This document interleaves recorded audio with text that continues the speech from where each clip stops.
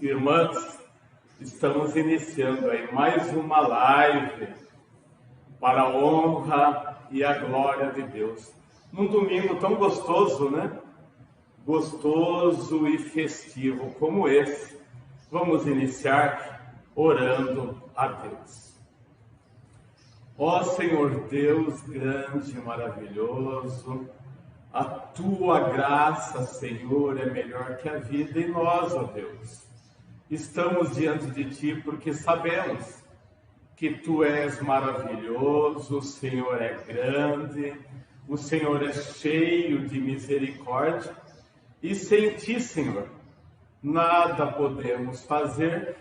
Por isso, Senhor, colocamos mais uma vez, Senhor, a nossa vida no Teu altar, Senhor, para que o Senhor nos auxilie nas nossas fraquezas, nos fortaleça em nossos passos, Senhor. Precisamos muito de Ti, Senhor. Guarda-nos nesse dia, é o que eu te peço no nome de Jesus. Amém. Amém.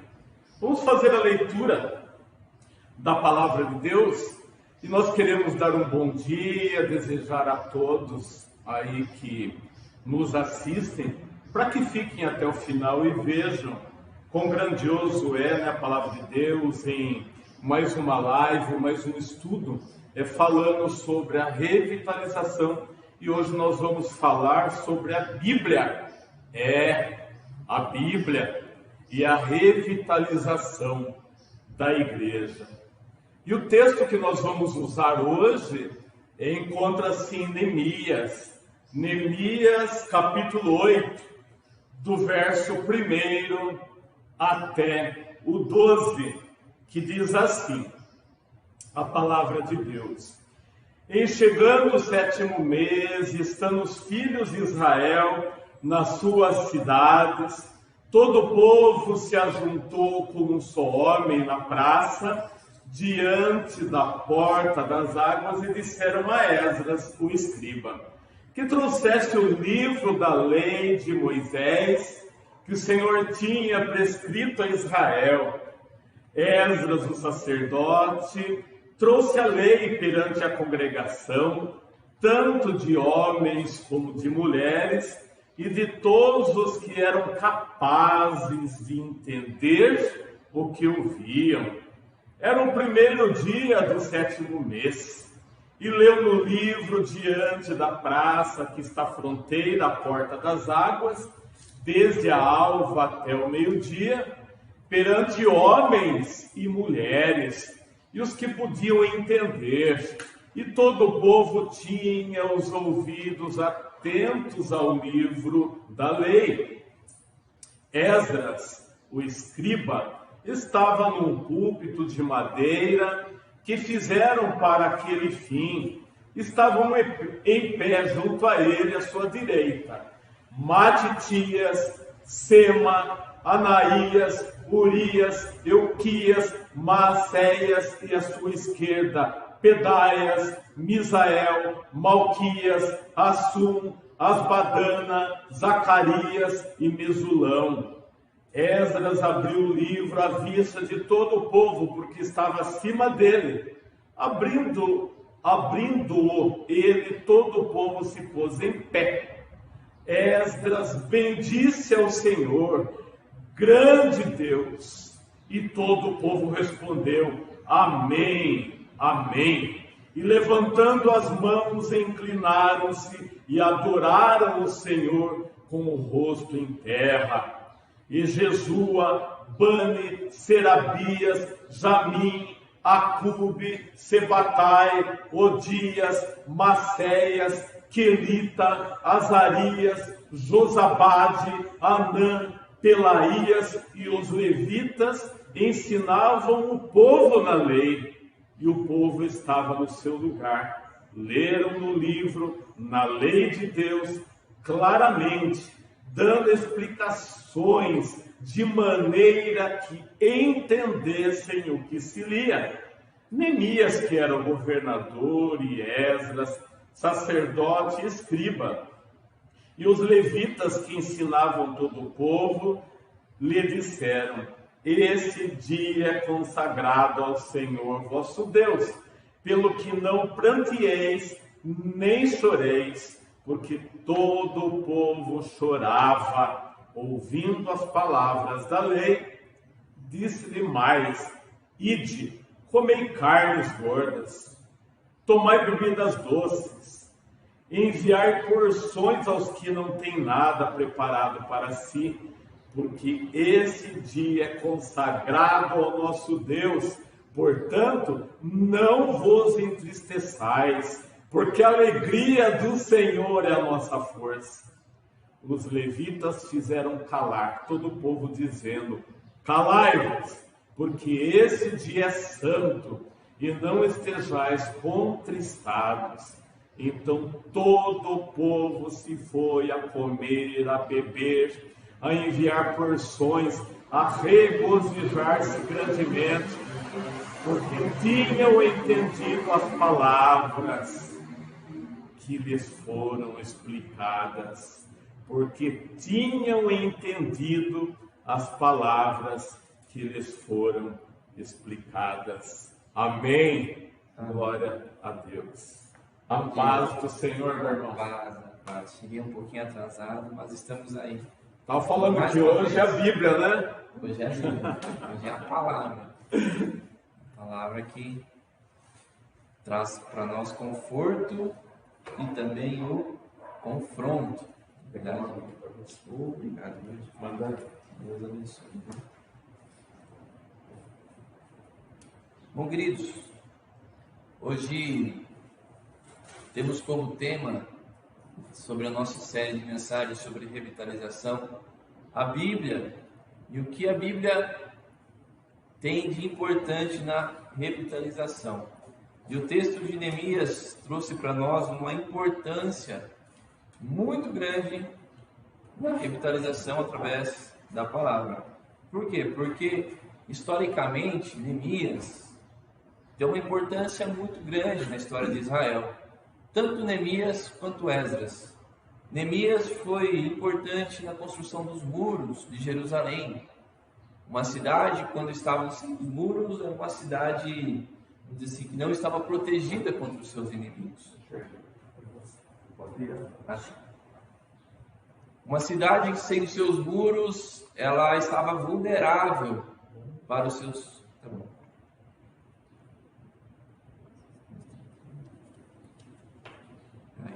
Assim. Uma cidade sem os seus muros, ela era uma cidade vulnerável para os seus inimigos. E Jerusalém estava, se você ler em Neemias, estava destruída. E Neemias então constrói os muros. As pessoas vendo que os muros estavam sendo construídos, né? Isso trouxe um renovo naquela cidade para as pessoas reformarem as suas casas, o templo. Neemias foi importante, pois ele era governador. E Esdras foi importante, pois ele era o sacerdote. Ele trouxe consigo a lei do Senhor. E nós acabamos de ler Esdras expondo a lei do Senhor para os israelitas. E vários sentimentos ali, né, que o povo de Israel teve perante a lei do Senhor, né? E isso foi muito importante, pois a palavra de Deus, a lei do Senhor, trouxe toda a reforma religiosa para Israel. Dá para entender também, vejamos bem, foi um tempo grande de exílio, né, em Babilônia. E embora eles estivessem lá na Babilônia, tenho certeza que tinha a comunidade deles e eles falavam as coisas de Deus também, né? Mas quando volta, essa é a segunda turma, né, que volta para lá, para a reconstrução de Jerusalém. Para a reconstrução de Jerusalém, para a reconstrução das coisas de Deus, nada mais do que se firmar nos mandamentos, que é a Bíblia. Então, como nós estamos falando e a gente está trabalhando essa questão de revitalização, vamos fazer um paralelo, pastor Michel. dentre o povo lá judeu, né, que estavam, digamos assim, religiosamente frios, e agora eles tinham que colocar mais do que nunca a mente dele, o coração deles na palavra de Deus. Vejo hoje da mesma forma a igreja de Cristo, que ora fria religiosamente, porque o contexto que nós vivemos hoje é tiro para todo lado, né? Tem um monte de denominações. Eu quero tratar hoje, vamos tratar, não falar de igreja simplesmente de portas abertas onde fala de Cristo. Denominações e instituições, porque nem todas as portas nem todos que dizem Senhor, Senhor, entrarão no reino dos céus. Eu não acredito que em todo lugar onde as pessoas pensam que são igrejas, estão adorando a Deus. E é justamente que existe essa frieza espiritual que nós vemos. Nós vamos ver no decorrer da lição desse compromisso, né? Que toda a base para a vida espiritual está na palavra de Deus. Se não há leitura, se você não sabe o que Deus está dizendo, que caminho que a gente toma? Então as pessoas estão esperando, vamos lá na igreja, lá, né? Vamos ver qual que é a palavra que vai ser. E daí, conforme o pregador fala, daí não sabe se entende ou se entendeu, se pega uma parte só, volta para a vida, mas não tem uma comunhão completa com Deus.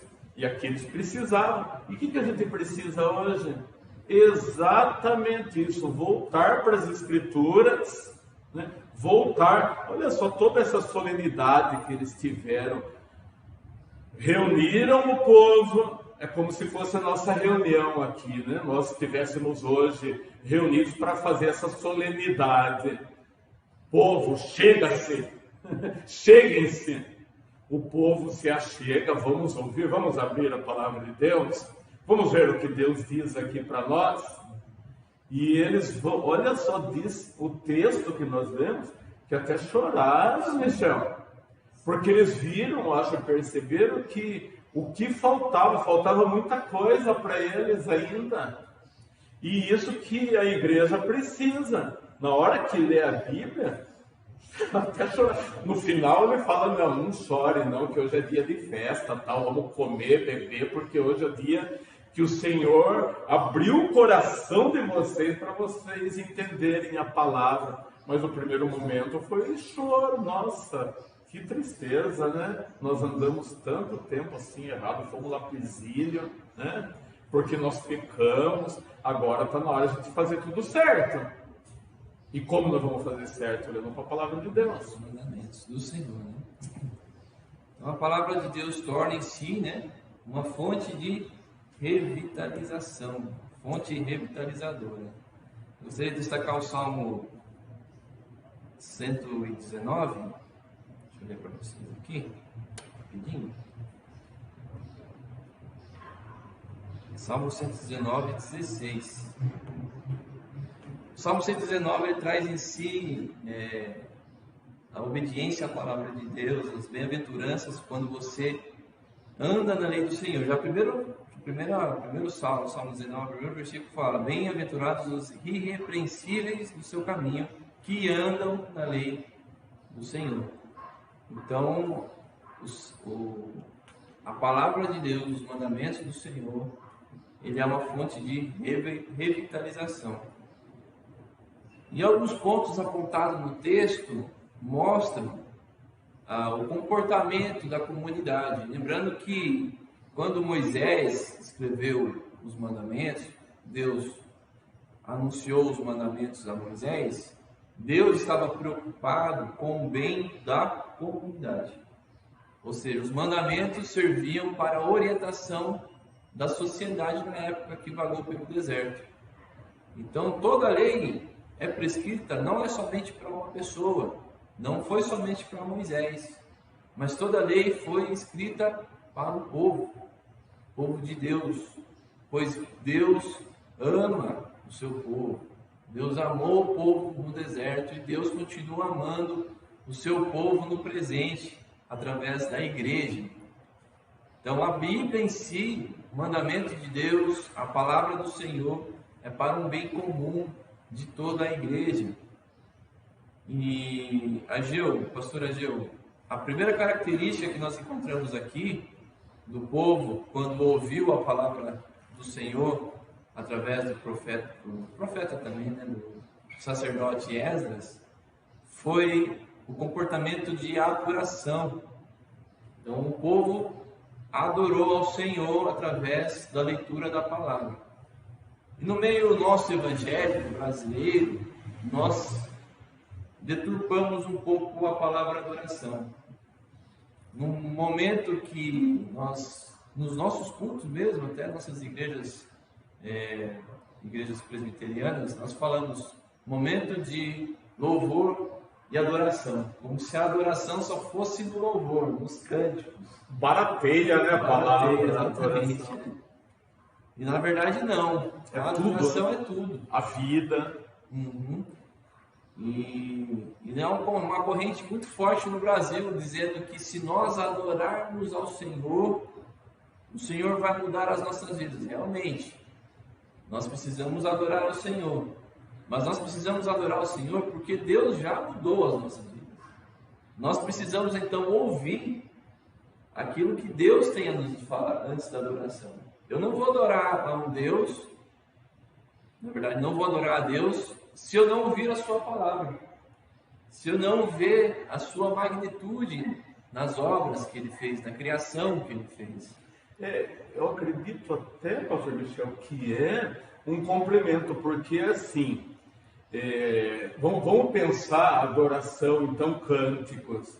Você vai cantar de alegria quando a palavra encheu o seu coração, teve a manifestação e você vai colocar isso como expressão através dos cânticos.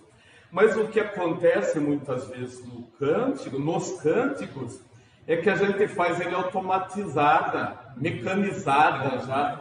Porque se a gente observar e aquilo realmente expandir como alegria, né? Digamos, nós ouvimos a palavra, nós entramos no templo, estamos em comunhão, e aquilo encheu o nosso coração e nós louvamos, cantamos, né?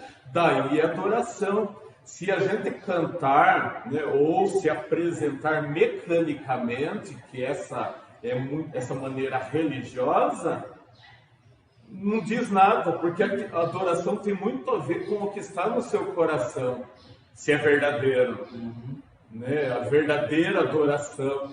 Senhor, ó, eu estou aqui, eu estou aflito, mas eu estou te adorando porque eu sei que o Senhor é Deus. Esse momento vai passar, o Senhor vai construir grandes coisas. E grandes coisas, quando nós falamos, não é essa maneira subjetiva que o pessoal vê também. Grandes coisas, esse prédio pequeno cai e vem um prédio grande acontecendo. Não, grandes coisas podem ser aquelas pequenas nos nossos olhos, mas grandes nos olhos de Deus. A gente costuma dizer grande coisas muito nas coisas visíveis. E uma coisa que tem vindo no meu coração, que grandes coisas são questões espirituais, que ela manifesta, ela impulsiona a vida do cristão, ele traz uma vontade, um desejo grande de servir. Olha, adoração é servir, principalmente porque o Rei dos Reis se apresentou como servo, né? Nós estamos chegando no Natal, né, pastor Michel? E eu gostaria que toda essa pandemia fosse usada não para lastimar, mas para que a gente retornasse a Deus e perceber por que o mundo está acontecendo tudo isso. Né? Deus ainda ajudando, né, preservando as pessoas, mas por que está acontecendo? Nós não fazemos as perguntas certas, de falar, olha, nós temos andado fora do caminho. Vamos ver na palavra. Eu vejo um povo hoje religioso que não lê a Bíblia, meu irmão. Vamos a fundo nisso. Se Bíblia é revitalização, o que a igreja tem feito com a Bíblia? Se ela não está revitalizada, alguma coisa está acontecendo aí. né? Não vamos colocar, tampar o sol com a peneira. Né? Se a igreja ela apagada, está apática, se ela tem lido a Bíblia, ela não tem observado, tem feito uma leitura superficial da Bíblia, porque se você fizer uma leitura superficial também, não vai mudar nada, né? Eles observaram, pode ver que o texto fala que eles ficaram prestando atenção naquilo e começou a mexer com a vida deles, né? Sem aquela desculpa de olha o sermão hoje, se tal pessoa tivesse vindo, teria, quem era para ter ouvido era ela mesma que está indicando para outra pessoa. A palavra é para nós, né? Para o pastor, né? Pastor Ageu, pastor Michel e para todos aqueles que ouvem. Se você pensar que a palavra é para o outro, então... E é engraçado, engraçado não, é importante ressaltar. O texto bíblico fala que ele leu o livro diante da praça que está à fronte de Porta das Árvores. Desde a alva ao amanhecer, né? O sol nascer do sol, vamos dizer assim, até o meio-dia. Que disposição, hein? Eles estavam ouvindo essa palavra há muito tempo. E a adoração é isso, é você entender, ouvir o que a palavra tem a dizer, né? Embora nós pastores, né? Tem muitos pastores, nós gostamos de ficar falando 1, 2 horas, né? Já dá causa incômoda das pessoas, eles ficaram até no mínimo 5 horas ali ouvindo a lei do Senhor.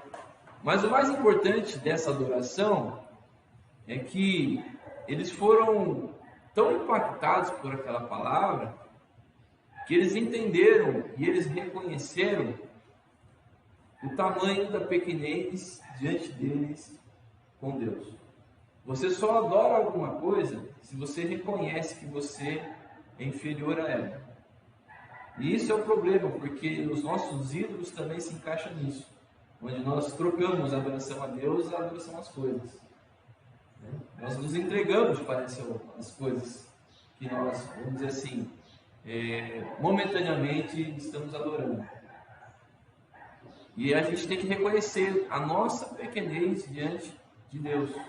A adoração é isso, nós entendemos quem nós somos, entendemos que somos miseráveis, pessoas que carecem da graça e da glória de Deus, e adoramos pelo fato de nós sabermos quem Deus é. Gera transformação. Gera muita transformação. Porque é mais ou menos isso que diz aqui. Dizer que foi transformado por Jesus, mas não ter prazer na comunhão e na adoração, juntamente com os irmãos, é um equívoco sem medida. Não estou com vontade hoje, sabe uma coisa? Eu vou louvar Deus aqui mesmo. Eu não acredito, meu irmão, quando uma pessoa desliga de uma comunhão, né, com os irmãos. E para desligar dessa comunhão é colocado um monte de coisas. Fala, eu não acredito mais naquele pessoal, o pessoal é tudo falso. Eu não acredito naquele pastor por causa disso, né? Eu não acredito. Sabe de uma coisa? Eu vou ficar aqui em casa e vou ler a Bíblia e fazer minha oração. Eu não acredito nisso.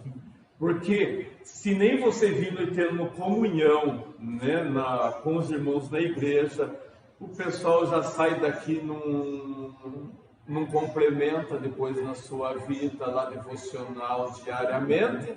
Agora imagine se ele não tiver um estímulo, porque essa comunhão estimula. Quando você deixa, a mesma coisa, se você tiver um serviço que é agradável, que você faz, se estimula em estar lá naquele serviço todo dia, se levanta, mas não por obrigação mais. Opa, eu vou trabalhar, o que para muitas pessoas o trabalho é penoso, para outros é prazer. E o trabalho de Deus, as coisas de Deus, tem que ser prazer. E não obrigação, tem que ir na igreja de novo, né? É obrigação. É melhor não ir mesmo quando é desse jeito, porque não vai efetuar nada na vida dele. Mas eu tenho que gerar disposição, compromisso, transformação. É o principal. Que não adianta só você, vou lá, né, na igreja só para encontrar, para dar risada com os irmãos. A gente não vem na igreja só para dar risada com os irmãos, a gente vem para chorar também. Não é? É porque comunhão é tudo isso, porque eu falar que eu sou seu amigo, é só porque você me convida para um churrasco na sua casa, isso não é amizade. Amizade, principalmente, quando você fala, o negócio tá difícil aqui. Você pode me vir dar uma força? Aliás, hoje tem um concreto para virar. Ô, Michel, se fosse churrasco eu ia, mas concreto, eu acabei de descobrir que eu tinha um compromisso já agendado. Sempre você vai arrumar uma desculpa para o serviço, né? Não, eu já tenho um compromisso inadiável, eu não posso desmarcar para virar, mas Deus sabe, você põe o nome de Deus, né? Muitas vezes. Deus sabe que a vontade do meu coração era estar virando lá o concreto junto com você. Mentira! Eu acho que o ser humano, mas é assim, a mentira às vezes ela é muito espontânea, às vezes ela vem escondida através de desculpas. E a gente tem que colocar as coisas no seu devido lugar. Nós somos mentirosos praticamente o tempo todo, né? Se desculpando, não dá, igual o Jonas fez, né? Manda lá, mas eu não quero ir para lá, eu quero ir para cá. Vê lá, Senhor, você está mandando para lá, né? Mas eu quero ir para cá, né? As coisas de Deus não funcionam assim, é para onde Deus está apontando. Sim, e o profeta Jonas sabia que Nínive não iria ouvir a palavra de Deus. Não, se eu for lá e pregar lá, ele vai me jogar na fogueira, vão bater em mim. Ninguém quer ir para a fogueira, ninguém quer apanhar. Ninguém quer causar transformação onde precisa. Não, eu vou lá no conforto, no máximo. Ali no conforto, onde as pessoas sabem que eu vou ser bem ouvido, né? Jerusalém, onde tem o templo, né? Jerusalém, onde estamos aceitos. Ninguém quer ir para mim. Bom, na adoração, então, nós reconhecemos a nossa pequenez, reconhecemos que precisamos, e até hoje nós precisamos da lei do Senhor para a nossa vida, nós precisamos nos atentar à lei do Senhor. A segunda característica apresentada pelo povo, nesse processo de revitalização, está no versículo 9. O povo chorava, ouvindo as palavras da lei. Segundo comportamento, então, é a humilhação. Eles ouviram que estava errado e aquilo trouxe para consigo do povo um remorso de que ele estava fazendo a coisa errada. Você que já foi, você que é pai, você sabe muito bem disso. Você dá uma bronca no seu filho, na sua filha, e ela percebe que está errado, começa a chorar. Muitas vezes é pelo medo mesmo. Ou por raiva, tem que chamar minha atenção de novo. Mas nós precisamos ter esse quebrantamento, entender que estamos errados, entender que nós precisamos realmente nos humilhar, pois muitos de nós só nos humilhamos, na verdade, porque o nosso orgulho foi quebrado. Quando nós quebramos o nosso orgulho, aí é que Deus interage aos nossos corações. Como que é? O pecado não suporta a santidade de Deus, é o motivo principal. Ele vai lá e mexe, fala, viu? Chora, eu vejo assim, de soluçar, né? Quando a gente percebe, não vê. Pastor Michel, eu tento compreender seres como nós, tão errados, um Deus tão santo, e não dá para imaginar toda a glória dele, não tem como imaginar, é grande demais para o nosso entendimento. Como que ele insiste na gente? Sabe, toda hora fala, ó Gil, mas eu te amo, eu quero você mais perto. Você fala assim, Deus, estou meio ocupado agora, não estou querendo falar contigo, né? Mas eu gostaria tanto de conversar com você, Gil. Daí você fala, esse Deus é tão sublime, ele é tão santo como ele é, insiste na gente e ele fala através da sua palavra, não tem outra maneira a não ser a gente se humilhar. Exatamente. Quebrantamento, humilhação é quebrantamento. Fala, desmancha todo o nosso alicerce, as paredes que a gente cria, é desmanchado perante o poder dele, falar, não sou mais eu, é Deus quem vive em mim.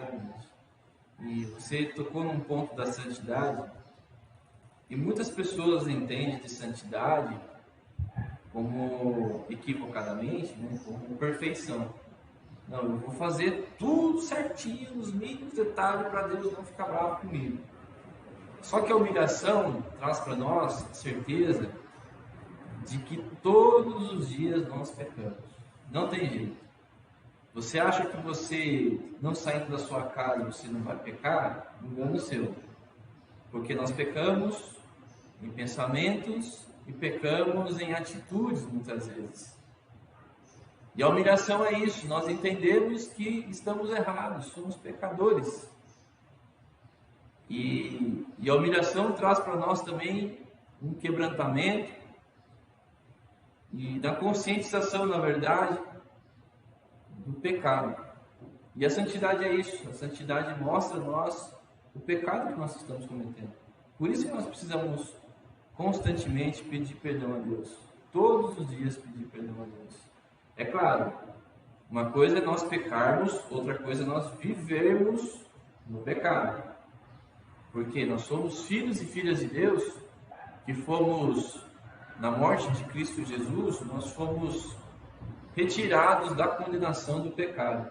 Estamos livres, é isso que traz alegria a nós. Nós estamos livres da condenação do pecado. Então, se nós estamos livres da condenação do pecado, não tem por que nós continuarmos pecando, vivendo no pecado. É a consciência do pecado.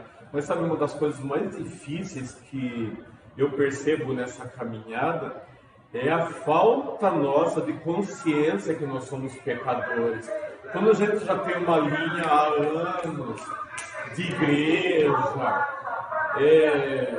e é um outro mal nosso, né, se a gente é muito religioso, é de enxergar muito. Uma coisa que tem facilidade é enxergar o pecado do outro. Isso daí é fatal. Isso é fatal. Nossa, mas o Michel não tem jeito mesmo. Toda hora ele faz isso. Mas a gente não. Quando Jesus fala justamente do cisco no olho, ele está falando de nós. Porque é muito fácil a gente enxergar o pecado dos outros que é 1000 vezes menor do que o nosso, a gente não conseguir enxergar o nosso consciência do pecado. Então, o que vai esclarecer? A Bíblia também. Porque se a Bíblia não tocar e gerar em nós o orgulho que existe no nosso coração, Pastor Michel, para a gente quebrar essas barreiras, essa humilhação, né? Humilhação, isso, quebrar essas barreiras diante da santidade de Deus, para que fale, Senhor, vai lá com a sua espada de 2 gumes, vai lá, entra entre as medulas, Senhor, separa aqui o que é bom, o que é mal. Senão a gente não vai ter consciência, a gente fica sempre pensando que a gente é bonzinho, sabe, que a gente é uma pessoa perfeita, e eu me emociono quando penso nisso, Pastor Michel, porque é demais a nossa falta de consciência, a nossa ignorância diante do nosso pecado cruel, né? Que invade o nosso ser. E quando a gente não tem essa consciência, e eu não sei, né, que o inimigo ele está nessas curvas aí rodeando como leão, para falar, Ageu, imagine, você é bom pra caramba, né? Continue desse jeito, que quem está errado é ele mesmo. Então obscurece a nossa vista para que a gente não enxergue e se humilhe. Falar, não, viu? Eu não tenho pretensões nenhuma, Senhor, de dizer que eu sou falho e pecador, mas eu realmente sou pecador e quero melhorar os meus conceitos, né? E a gente vai até o final da vida da gente se humilhar sempre diante de Deus, diante do nosso próximo, falar aqui, ó, não sou eu, mas quem vive, mas é Cristo quem vive em mim.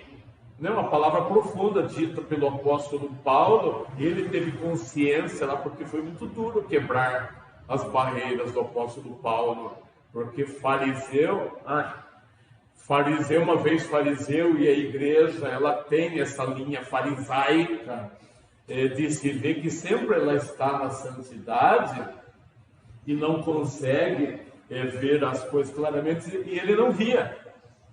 Quando Jesus começou a quebrar as barreiras da vida dele, que ele disse essa palavra, não sou eu mais quem vive, mas é Cristo quem vive em mim. Aí ele estava mudado, era um outro Paulo, né? E nós precisamos ser esse outro Paulo, né?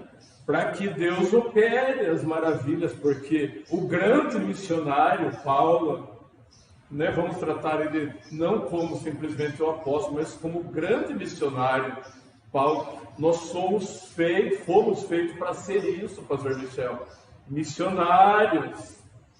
Uma igreja revitalizada na palavra de Deus é uma igreja missionária, né, que expande, que não vê os outros mais como aquele pecador nojento que a gente não pode tocar, como o fariseu via, mas de um pecador que necessita da misericórdia de Deus e está pronto para alcançá-lo, assim como faz com a gente. Todo mundo. A gente não é melhor do que nenhum bandido da sociedade. Talvez a gente é mais bandido do que aquele que a gente fala, nossa, o cara está preso. A gente só teve sorte de não estar preso. Porque se fosse pelos pecados nossos, a gente merecia estar na cadeia também, pastor Michel. A gente não está pela misericórdia de Deus, ele deu um caminho, mas a gente está nesse meio fio, né, da vida de pecado e a vida de santidade. Então, se a gente não fitar os nossos olhos para Deus, o nosso é pior do que a cadeia lá de paredes, é a cadeia que nos aprisiona lá na nossa vida. E nós vamos ter que ter, né, um quebrantamento aí. Essa é a próxima comportamento que gerou o povo ali. Eles se humilharam perante eles, viram a grandiosidade de Deus, adoraram o Senhor, se humilharam. E houve o quebrantamento, ou seja, eles foram tocados por aquela palavra. E o quebrantamento é isso, há um ditado, né, dizendo que o remédio que faz efeito é aquele que provoca a dor. Por quê? Porque ele mexe realmente na ferida ali, né? Muitas vezes, pregadores aqui leem a palavra de Deus, expõem na pregação aquilo que a vontade de Deus para a vida da comunidade, e as pessoas se sentem incomodadas, porque tocam na ferida. Só que o quebrantamento é um reconhecimento que nós somos limitados. Nós necessitamos do Deus soberano em nossas vidas e misericordioso. E aliado ao quebrantamento, quando nós fomos tocados pela palavra do Senhor, quando nós realmente nos entregamos ao Senhor, aliado ao quebrantamento está o arrependimento. E o arrependimento não é remorso. Nós precisamos aliar bem as coisas. O remorso foi quando nós nos humilhamos. Mas o arrependimento tem muito mais a ver em não cometer mais o ato falho do que você sentir, vamos dizer assim, não ter mais o sentimento de culpa. Então, atrelado ao quebrantamento, aquilo que foi tocado no nosso coração, está o arrependimento. E se nós formos lermos em Atos 2, Pedro vai ler para a comunidade de Jerusalém a profecia de Joel, E o povo ali também se sente tocado. Pergunta para Pedro: o que nós faremos? Diante de tudo isso que você leu, da descida do Espírito Santo, o que nós vamos fazer? E a resposta de Pedro foi: arrependei-vos. Então nós precisamos entender que a pregação das Escrituras causa em nós quebrantamento de coração. Vontade de mudar. Exatamente. Arrependimento. Falando uma palavra simples, popular, né? Mude. Não, porque a gente fica no mesmismo, né? Não. É uma das batalhas do ser humano deixar para depois, pastor Michel. Eu sei, eu já escutei isso. Né? E de repente até coisas da minha vida também. Eu acho que eu escutei o meu coração também dizendo isso. Né? Muitas vezes. Deixa um pouquinho para depois.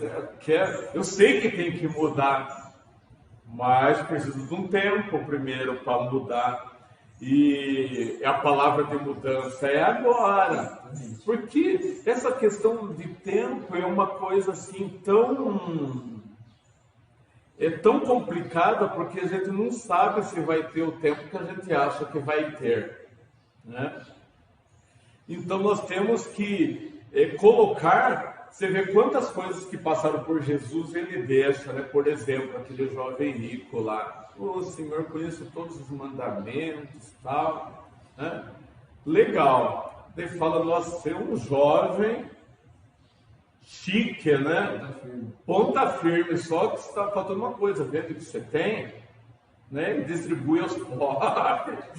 Aí não, né? Assim, como eu gosto de conforto, né? Eu gosto de todo esse conforto. Eu vou dar, né, do suor do meu trabalho para esse bando de miserável aí que nem trabalha, de repente ele pode, né, passar. Eu vou distribuir para esse, né, os caras que se virem nos 30, aí eu tive que batalhar. Então a gente percebe que toda essa vontade nossa de permanecer no comodismo, de permanecer no bem bom, não deixa que a gente mude, se arrependa e seja transformado por Deus. E a gente fica protelando isso. Protela, não, tá bom, assim, como que você quer a igreja? A igreja, eu quero do jeito que está ali. Como que é a sua igreja? Ela abre às 19h30, daí já tem a organista que toca o piano para nós. Nossa, a gente entra numa aura lá, né? Espiritual, a gente ora e daí vem lá o pastor Michel, vem com a palavra, a gente canta tal, e quando é mais ou menos 8h30, 9 horas, a gente vai embora. Só isso, né? A palavra não mexeu em nada para você ser transformado, né? É mais ou menos da modo da transfiguração lá, né, meu irmão? Se a gente entrou no mundo da transfiguração, porque às vezes a pessoa nem entrou, né, nesse momento da transfiguração. Mas eles queriam ficar ali e tal. Eu acho que agora o pessoal nem quer ficar mais, quer ir embora rápido mesmo do monte da transfiguração. Falar: vamos logo que eu quero ir no mundo da transfiguração da televisão, né? Porque eu quero voltar para a minha vida lá e já cansei desse negócio de igreja aí. É bem diferente lá, mas fala que tem muito mais no mundo lá, aflição. Você vai ter que ir para o mundo aflito, né? Você vai ter... Eu tenho descoberto a cada dia quanto orgulho tem na nossa vida. Estou falando de mim também, não estou dando recado para ninguém, não. Todos nós. Eu estou dando recado para mim mesmo, Michel. Né? A gente vai olhando toda essa coisa e a gente tem que ver, né, o que transforma mais. Né? Além de a gente colocar, daí vem, né, após esse quebrantamento vai vir a alegria. É isso que traz um renovo no nosso espírito. Pois Neemias fala que a alegria do Senhor é a nossa força. Então é um processo. Não é somente um choro, uma humilhação, um quebrantamento, um arrependimento. mas tudo isso desenvolve para uma alegria. E o curioso fato é que a Bíblia aponta para Jesus. E Jesus promete a segunda vinda do seu reino, um reino onde não haverá mais choro. A alegria então será uma alegria perpétua, uma alegria eterna. E é para isso que a igreja caminha. Ela é uma fonte de graça no mundo, na verdade. A igreja é usada para levar a graça de Deus às pessoas miseráveis, como nós, pessoas que carecem da graça de Deus. Mas nós também temos os momentos de alegria na nossa comunidade. A transformação ela tem que gerar alegria. Exatamente. Se a pessoa ela continua falando assim, eu vou na igreja, tal, eu ouvi a palavra de Deus, mas ainda não consegui sentir alegria. Alguma coisa ainda tem de pecado para ser. Porque você viu, quando teve o quebrantamento, o passo seguinte foi a alegria. Não tem como, né, você deixar as coisas ruins e continuar triste. Opa, tem alguma coisa errada, né? Então ela tem que vir esse passo da alegria. Depois, opa, eu estou firmado em Deus, Ele está comigo. Ah, mas pastor, eu continuo tendo aflição. A Bíblia, Jesus mesmo falou que não. Você quer ficar sem aflição, tribulação, vai ter que sair do mundo, né? Vai ter que sair daqui. E um dia Deus vai fazer isso, né? Vai enxugar dos nossos olhos toda lágrima. Mas nesse momento é luta. Mas ele fala assim, mas como que eu vou ter alegria? É o conforto de Deus na nossa vida, dá alegria. A paz que Ele dá alegria para nós. Porque isso que enche o nosso coração, que é o Espírito Santo de Deus, ficou leve. Leve dos pecados, né, que outrora eu amava carregar, eu já deixei para trás, não vou carregar mais esse pecado nas minhas costas. Já trouxe leveza para o meu espírito, traz alegria. E diante da reforma de Neemias, diante da reforma de Esdras, do templo, de toda essa movimentação, né? É um livro bem interessante, ler o livro de Neemias, porque ela traz que não foi somente conforto, mas teve muitas outras coisas que impediam Neemias, tentaram impedir, na verdade, a construção do muro. São os obstáculos que nós temos, exatamente. Mas no final disso tudo, aquele dia, o dia onde o povo foi exposto à lei do Senhor, era um momento deles se alegrar de toda a reforma que eles fizeram. Olha, Deus consagrou esse dia para vocês festejarem. Em uma das aulas da Escola Dominical para os Jovens aqui do Serrano, nós falamos sobre a alegria.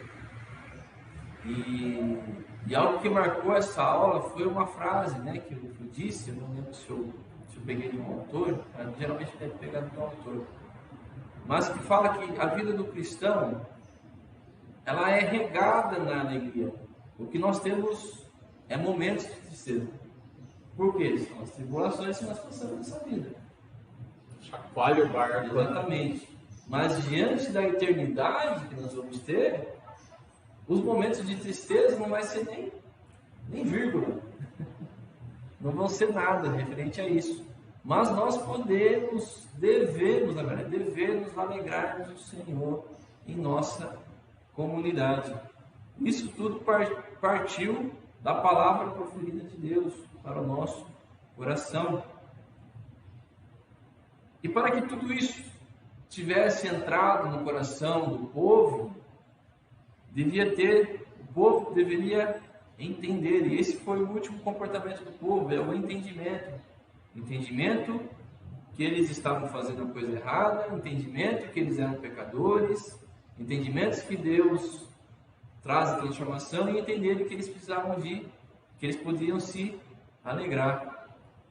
Pois fazer com que um povo que não há muito ouvia as leis e mandamentos de Deus, o Espírito Santo de Deus fez com que esse povo entendesse o que seria ali Eu peço um pouco de licença aqui, Agil, para falar um pouco da minha vida pessoal, da minha conversão. Eu nasci na igreja, só faltou A parteira ir lá. faltou, eu ia falar essa piada mesmo, né? Só faltou a parteira da igreja aí. Mas eu, desde berço, fui criado dentro da igreja, dentro dos preceitos, fui batizado, meus pais sempre me motivaram, me ensinaram sobre a lei do Senhor, sobre estar indo à igreja, sobre se alegrar na igreja também, servir. Meus pais foram pessoas que serviram muito ao 8º IPEI de Sorocaba. Mas na minha conversão, com 12 anos, houve uma diferença naquele culto. No momento de louvor, todo mundo erguendo as mãos para cima, Deus tocou em mim aquela hora, me entreguei aqui no momento de louvor da 8º IPEI daquele culto, com 12 anos. Naquele culto, até então, o pastor falava coisas desnecessárias, ou que eu não carregava no coração. A partir daquele momento da conversão, eu comecei a compreender aquilo que o pastor falava. Não lembro do sermão, mas eu lembro que o entendimento partiu do Espírito Santo. Abriu os olhos para mim, abriu o meu coração com a palavra de Deus. Desde então, sempre ouvindo a palavra do Senhor, traz entendimento para a nossa vida.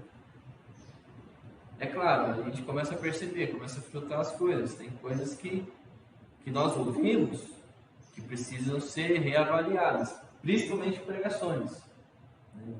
E graças a Deus nós temos esse filtro que é o Espírito Santo. Quando convém do Espírito Santo de Deus, aí é bênção para as nossas vidas. Quando não convém do Espírito, essa palavra é palavras próprias ditas pelo pregador.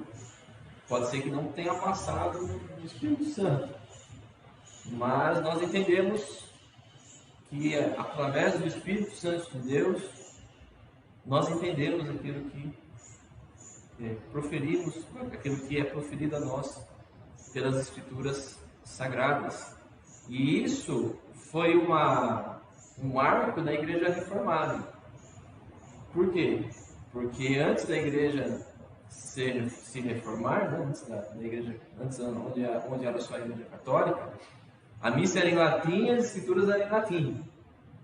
Lutero traduziu a Bíblia em alemão para que o povo alemão entendesse a Bíblia. Mas não somente isso, não tinha mais um intermediador entre Deus e o povo. É o Espírito. É Jesus. É Jesus que está presente na leitura através do Espírito Santo que nos faz entender.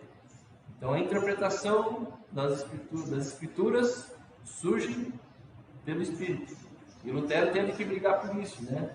Fez todo o alvoroço na Igreja Católica para entender que a palavra deve ser lida com os olhos do Espírito Santo de Deus. Não é um simples rito, né? Que não mexe, que não produz, né? Tem que procurar. Lucas, né, fala aí do Evangelho, eles abriu o entendimento, eles compreenderam, né, as Escrituras. Então, quem vai abrir o entendimento é o Espírito Santo, mas usando a palavra de Deus, né? Uma das preocupações hoje é essa profetada, né, toda aí, né? Que o pessoal não tem nada, chega lá e começa a distribuir. Profecia, olha, a profecia está aqui na Bíblia, meu irmão, não precisa acrescentar nenhuma vírgula a mais, né? De a gente ficar... de repente Deus pode tocar e falar alguma, sabe? Mas a partir da pregação isso vai acontecer, eu acredito, porque entre alguma palavra que você vai falar diretamente para ele, você não precisa você se direcionar para a pessoa, deixa que o Espírito Santo direcione para a pessoa. A gente tem esse costume, olha, irmão, Deus mandou falar para você que você está falando, mas a gente às vezes menospreza que o Espírito Santo que faz isso e não a gente. Se você estiver pregando lá conforme Deus quer que você faça, ele vai falar e a pessoa vai entrar em prantos. Quantas vezes eu vi pessoas, enquanto você está falando, tá lá em prantos, alguma coisa mexeu. Você nem sabe, você não precisa saber o que é. Eu não preciso saber o que foi, nem vou ter curiosidade, porque eu não sou curioso não, o que aconteceu. Se ela quiser falar, ela vai falar para mim. Se ela não quiser falar, ela não vai falar. Fica entre ela e Deus. Ela precisa saber que tem um pastor aqui que vai ajudar, mas que Deus mexeu ali, eu não precisei ir lá e apontar o dedo para... O Espírito Santo já fez isso. Vamos lá, acho que está acabando, né, pastor Michel? Só ensinando, dando um último parecer aqui das profetadas que você falou. Há uma história um pouco cômica, mas é um pouco triste também, né? Um pastor amigo meu contou essa história para mim, de que um dos líderes do louvor gostava de soltar profetada no meio do louvor. E aí, na unção lá do Espírito, falava: você que está esperando uma resposta de Deus, possa que Deus vai abençoar a sua vida, no trabalho, na família. Sei que soltou isso no meio da comunidade, uma das pessoas da comunidade guardou no coração. E não se concretizou aquilo que Deus falou na mão. É que supostamente Deus tinha falado. Supostamente Deus tinha falado. E essa pessoa foi atrás desse pastor. Pastor, onde já se viu? A pessoa lá, a líder do louvor, falou isso para mim, que ia acontecer e não aconteceu. Eu tenho que tirar essa discussão com o senhor, porque você é o líder da comunidade. Falso profeta, a Bíblia fala sobre isso. Aí o pastor, né, da igreja falou: olha, se foi a pessoa que falou, e você guardou, fala com a pessoa. Eu não tenho nada a ver. Estou fora. Estou fora dessa câmera. Então, infelizmente, a gente acaba ouvindo essas coisas de pessoas que gostam de falar muitas coisas, mas geralmente, será que realmente é do Espírito Santo de Deus? Será que não é? Então, nós devemos nos avaliar constantemente quanto a isso, aquilo que é nos falado. Que Deus acrescente, né? Exatamente. Que Deus possa abençoar a vida do seu povo, mas que o povo possa entender e ler a Bíblia, que é a partir da Bíblia, né, a partir da palavra de Deus, que a partir disso que possa vir a revitalização.